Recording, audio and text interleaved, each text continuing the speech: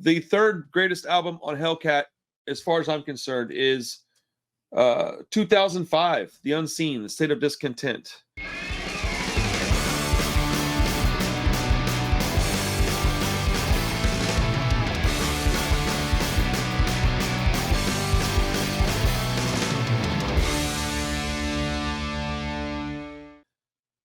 The reason that I put this album as high as I did, because I think originally it wasn't even in the top 5, and it just kept getting higher and higher because it is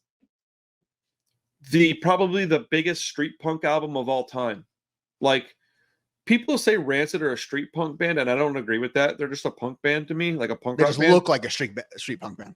Visually, yeah, and I mean, they've got some songs that I guess could qualify, but they're more like a punk rock and roll band. Like, that's the way I look at them. Street punk is more like what Lars used to look like, and what the Unseen, the Casualties, the Charged Hair, Defiance, the Virus, all these bands with like it's a very specific look. Crust punks making music, yeah. It's like it's well, that's the crust punks are different than street punks, so I would disagree with that. But it's the biggest street punk album of all time. It just is. It's oh man, I don't know. It might be up there with like the Casualties, Die Hards or something. But anyhow, it is one of the top of all time. It's the one that got the Unseen to be who they were, and it opened a lot of doors for bands of that type, and it got a lot of kids that wouldn't have heard that kind of music into that kind of music much easier, much quicker, much younger, I would imagine.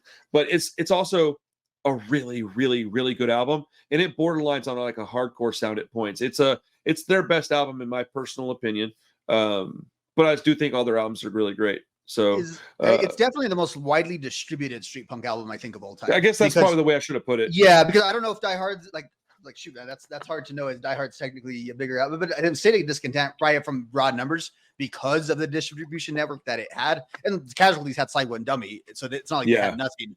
But true. Yeah, I would, and the Casualties are really big internationally as well. I would say that's probably the most widely distributed. And then you had like a quality video that was like on Blank TV and Fuse and all that. Like, it was as mainstream as like street punk could probably ever hope to be, other than being filtered through like a Rancid or something.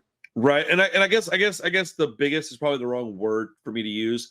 I will say one of the top street punk records of all time. I think it might be. That's funny to think about because you don't think of street punk as necessarily big. So it's hard. Like, so what that's why I think this record is so important. That's why I think it's so important, and that's why I think it deserves to be on this list in the place that it's in, because that kind of music, it never reached those heights. Even the Casualties at their biggest, I don't think were bigger than the Unseen. Maybe a little bit. Maybe. I don't know. Like, I don't have a strong opinion on that, but I don't know because ever since you've been saying that, though, it has challenged my perception of like the Casualties being the biggest like known band from that scene. But yeah, it might because of this. This album might be the difference of what kind of pushed them over the top.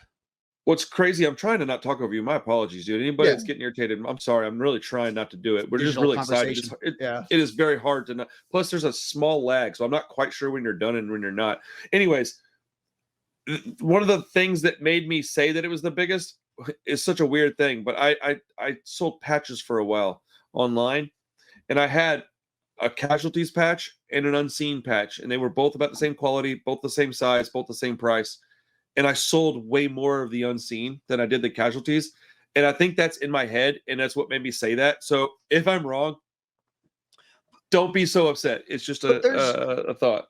There's like interviews in alternative press with the Unseen. Like, I never saw the Casualties, being interviewed for a magazine. Oh, they probably were. But I'm just they probably were. Yeah. Maybe though too, it's okay. The Unseen are slightly younger than the Casualties. So that might play into it too, where like you might say, yeah, punk was fairly large in the 90s, and a lot of our bands we talk about had their big thing, but pop punk, not that the Unseen are pop punk, but the accessibility to punk, I think, is way bigger, like in the 2000s when Warped Tours and that kind of thing. There's like 4 different music channels. So the ground, and that's when the Unseen are literally with one of the biggest bands from that genre, on their label with Rancid. And so it plays into it. I would love that's kind of that's something in the comment section. Please, like, sound off honestly about that. Like, I think that's a pretty good debate. Casualties versus Unseen, just in general, and you got me thinking all kinds of different parameters on it. And maybe if the Casualties had come out at the same time, and had the same kind of releases as the Unseen, and then also got on the same label, we could see if there's a major difference. But just based on when they came out, the age of the people, because like look at the Casualties now. David Tejas is singing for them, and they're rocking and rolling. But like you don't hear about them the way that you used to hear about the Unseen. Yeah, and it's strange. So I could be wrong, but when I was young, the band was the Unseen, and when they got signed to Hellcat, I was stoked. But I know a lot of people that weren't, and so I was just a Hellcat fanboy. It is what it is, bro. I'm not even. That'd be a good forearm tattoo, by the way. Is that Unseen logo? I always thought there was a good way to make a forearm tattoo out of that Unseen, the one with like the web and stuff. Yeah, there's that's from a movie. It's a horror movie logo. Oh,